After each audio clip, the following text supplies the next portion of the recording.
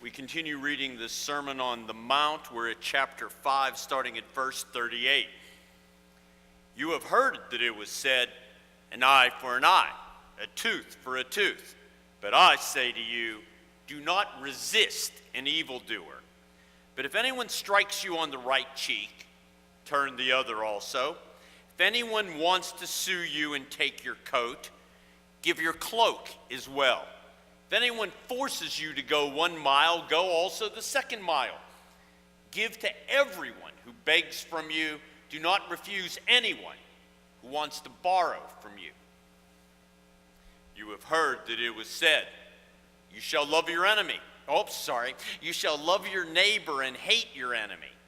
But I say to you, love your enemies and pray for those who persecute you, so that you may be children of your Father in heaven.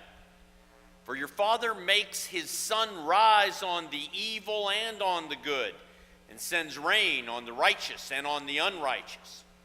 For if you love those who love you, what reward do you have? Do not even tax collectors do the same? If you greet only your brothers and sisters, what more are you doing than others? Do not even Gentiles do the same? Be perfect, therefore, as your heavenly Father is perfect. Reading ends here. So often Christians speak stupidly about the Old Testament as being a primitive ritual. It can be true at times, but here it shines forth. Jesus quotes Leviticus, love your neighbor. It is the foundational ethical point of the entire Bible. Love the neighbor. But, as you all know, Jesus now goes much, much further. Love your neighbor, obvious. I say, love your enemy. Or put differently, before you love your enemy, do not retaliate. Do not repay evil for evil. Do not enter in to the world, the game that evil plays, because it will infect you too. In the first examples Jesus gives, every example is against Roman oppression, and Jesus says, don't retaliate. Don't mirror that evil. Don't get revenge. Don't return evil for evil. Christians cannot use evil as a weapon in their own hands. Immediately the response starts coming up. I have a hard enough time loving people I'm supposed to love. The people close to me drive me crazy. Now you're telling me I am supposed to love the enemy?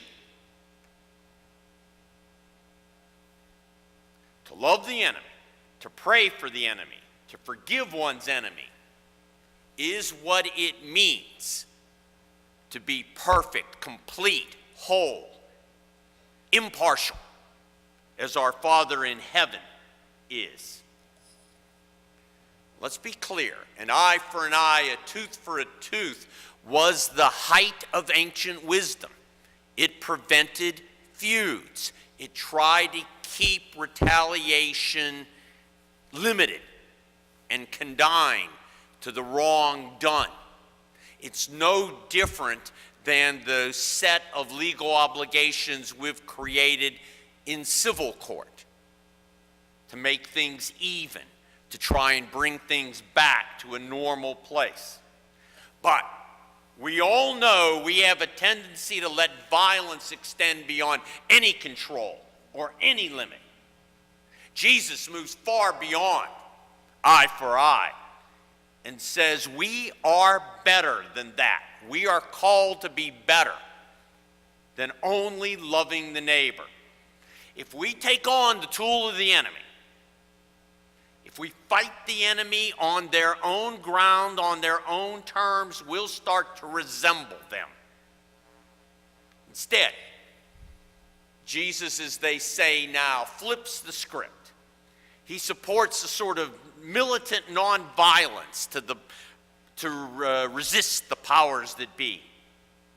He uses the shame intended for the victim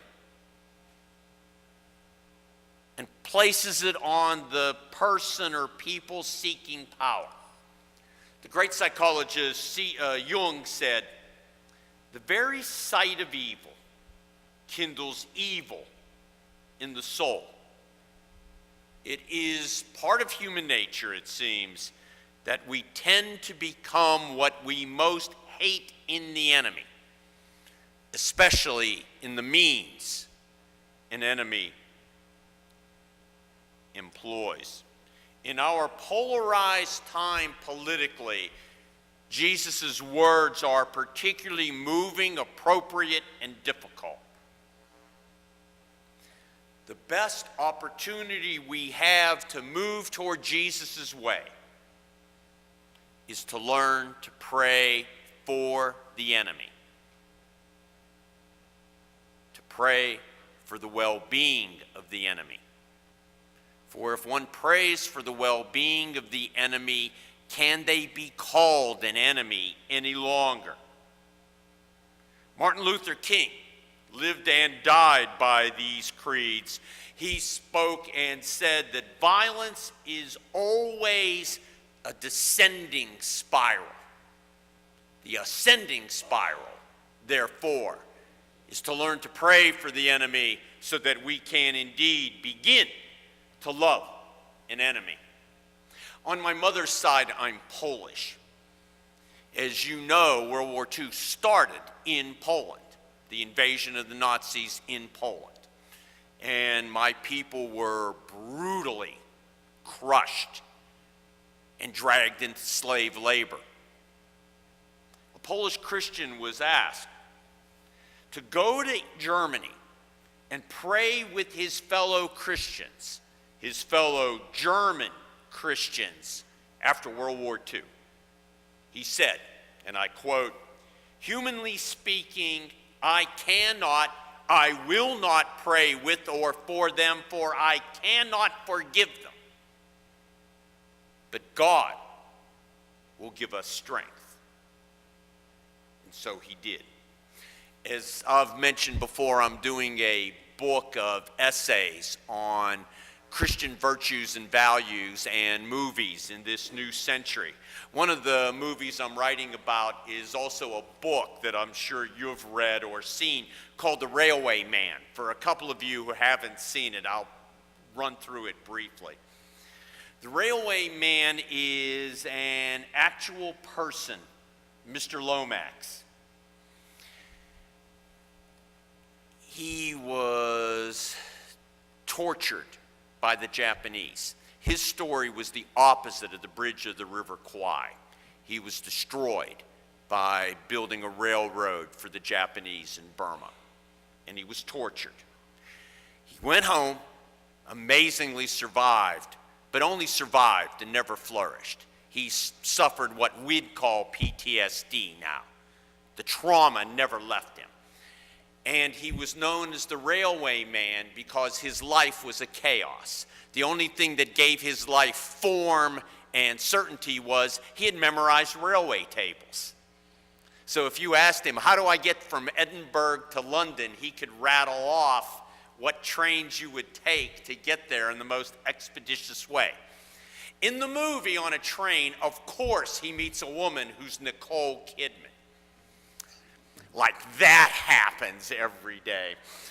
But it really was true. He met his future wife on a railway who found him amusing that he's rattling off how she needs to get from point A to point B and that he has the railway tables memorized.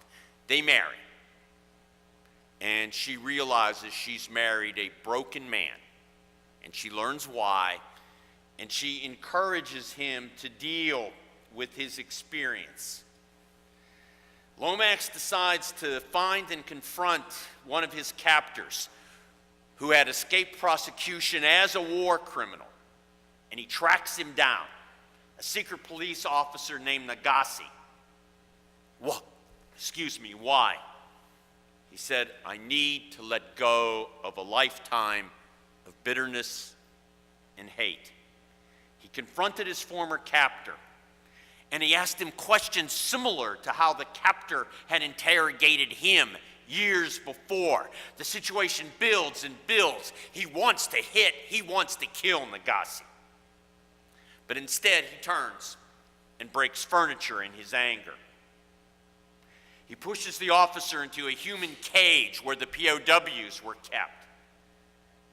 And Nagasi reveals that the Japanese, including himself, were brainwashed into thinking the war would be an easy victory for them. He never imagined the casualties inflicted by or the casualties suffered by the Japanese army. Lomax frees Nagasi and throws the knife he would use to kill Nagasi into the river. He returned to Britain. They corresponded and remained friends until just a few years ago when they both passed away.